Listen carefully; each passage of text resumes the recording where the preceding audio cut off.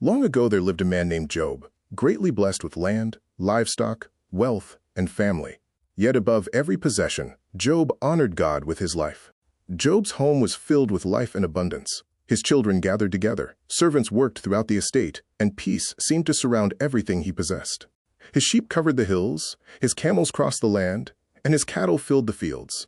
Job had become one of the wealthiest men of his generation. But Job never allowed prosperity to make him forget God. In the middle of abundance, he bowed his knees and gave thanks for everything he had received. Then one day, without warning, the peaceful atmosphere began to change. Dark clouds gathered, the wind rose, and Job's comfortable world was about to be shaken. Suddenly raiders swept across Job's farmland, attacking the workers and taking the oxen and donkeys. In moments, years of hard work began disappearing before their eyes. One terrified servant escaped the destruction and ran toward Job. Breathless and shaken, he arrived carrying news that Job's livestock had been taken and disaster had begun. Before Job could even process the first tragedy, another disaster struck. Fires swept across the grazing fields, scattering the sheep and destroying another part of his wealth. Through smoke and confusion, another surviving servant ran desperately toward Job's estate. He carried news that would place even more weight upon an already wounded heart. The messenger arrived exhausted and delivered the terrible report. Job barely had time to understand one loss before another tragedy was placed directly before him. Then another group of raiders descended upon Job's camels. The animals were driven away, servants scattered, and another symbol of Job's great prosperity disappeared. Once again, a frightened survivor reached Job. One disaster was now following another so quickly that everything Job had built seemed to be collapsing in a single day. Meanwhile, Job's sons and daughters were gathered inside their eldest brother's home, sharing food and enjoying one another's company, completely unaware of the danger approaching. Without warning, a violent wind struck the house. The walls shook, wooden beams gave way, and the entire building collapsed beneath the power of the storm. Then came the message that broke Job's heart beyond anything before it. His children were gone. Wealth could be replaced, but this loss reached far deeper. Overwhelmed with grief, Job tore his garment and entered mourning. The man who had possessed almost everything now stood surrounded by the ruins of his former life. Yet even in unbearable grief, Job bowed before God. He did not understand what had happened, but suffering had not completely destroyed the faith inside him.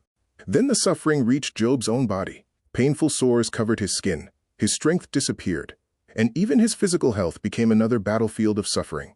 The wealthy man who once commanded servants and walked through prosperous fields now sat alone among ashes, physically broken, emotionally exhausted, and searching desperately for answers. Even Job's wife struggled under the weight of everything they had lost. Watching her husband suffer, she could no longer understand why he continued holding on to faith. When Job's 3 friends heard what had happened, they traveled to comfort him.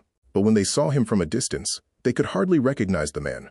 They stood before Job stunned by what suffering had done to him.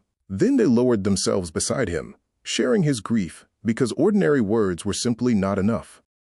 For 7 days and 7 nights, Job and his friends sat together without speaking. Sometimes pain becomes so deep that silence says more than any human explanation. Finally, Job opened his mouth. He stopped hiding his pain and poured out the questions, confusion and sorrow that had been building inside his heart. Eliphaz listened and tried to explain Job's suffering. He believed such tragedy must have a reason, and perhaps Job had done something to bring it upon himself.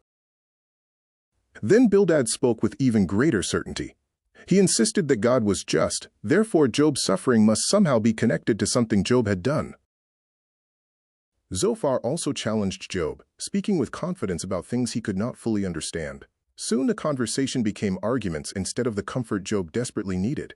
Eventually Job turned away from the opinions of men and lifted his questions toward heaven. He wanted more than explanations. He wanted God himself to answer. Then everything changed. The wind became powerful. Thunder rolled across the land and a massive storm approached. Job's questions were finally about to receive an answer. From the whirlwind came a voice greater than every argument Job had heard.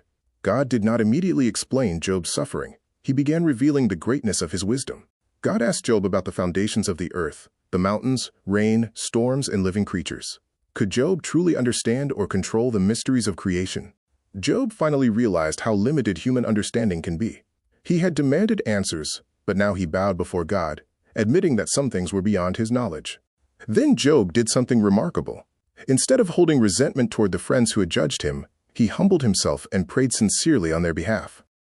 And Job's suffering was not the final chapter. His health returned, his family life was restored, his prosperity grew again, and peace returned after the storm.